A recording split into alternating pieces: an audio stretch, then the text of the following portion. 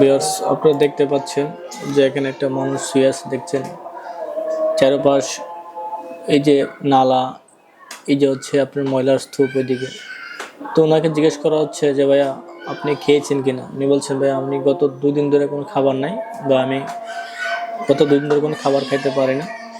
আসলে ওইখানে যে আপনার সরাসরি যে ভিডিওটা করছিলাম ওই সময় আমাদের একটা সাউন্ডের একটা সমস্যা ছিল, নয়েজের, যার কারণে আমাদের নয়েজটা আসে নাই।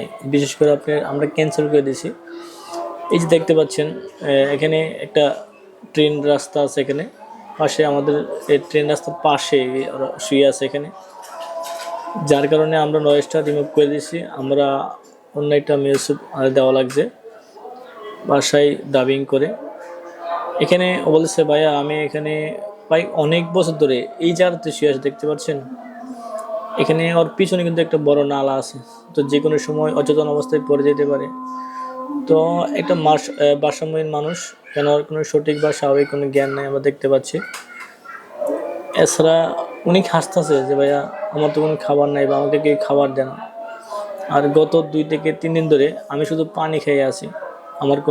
আমি বলার চেষ্টা করতেছি যে আপনি কিছু খাবেন কিনা। উনি বলছে দেখেন আমার তো কেউ খাবার দেয় না, যদি আপনারা আমাকে কিছু খাবার দেন তাহলে আমি অবশ্যই খুশি হব। তো দেখতে পাচ্ছেন এটা চট্টগ্রাম দেওয়ানহাট বলে, দেওয়ানহাট যে ওভারব্রিজ আছে, ওভারব্রিজের নিচে ভিডিওটা শ্যুট করাইছে ভাইয়া, বা ওইখানে উনি আছে বা শুয়ে থাকে। তো আমার ওয়াইফ কে দিয়ে বললাম যে ওনাকে 2,000 টাকা দাও। তো উনি বলছে ভাইয়া এই প্রথম কি আমাদেরকে বা আমাকে এত টাকা দিল 2,000 টাকা। আরিফকে দিয়ে বলছে আরিফ ওনার কিছু খাবারের ব্যবস্থা করো। উনি আসলে উঠে যে কথা বলবে সে পর্যন্ত ওনার কাছে নাই।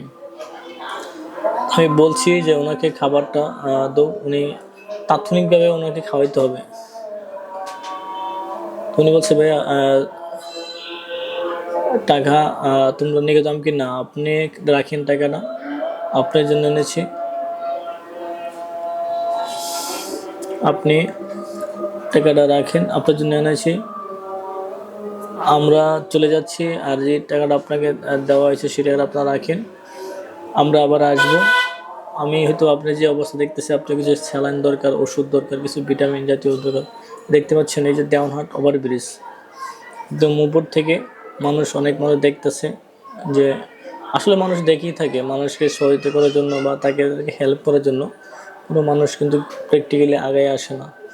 দেখতে পাচ্ছেন ওই যে ওইদিকে অনেক ময়লার স্তূপ, এখানে অনেক আবর্জনা পড়ে আছে, মানুষ কি ফেলা রাখছে, কতটা নোংরা একটা পরিবেশে উনি দিনকে দিন এভাবে শুয়ে আছে, বা এখানে উনি বসবাস করতেছে বা থাকতেছে।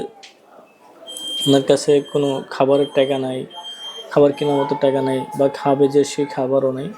তো ওনাকে বললাম যে আপনি কষ্ট করে বসে খাবারটা খান, আমরা একটু দেখি, তাতে আমরা খুশি হব।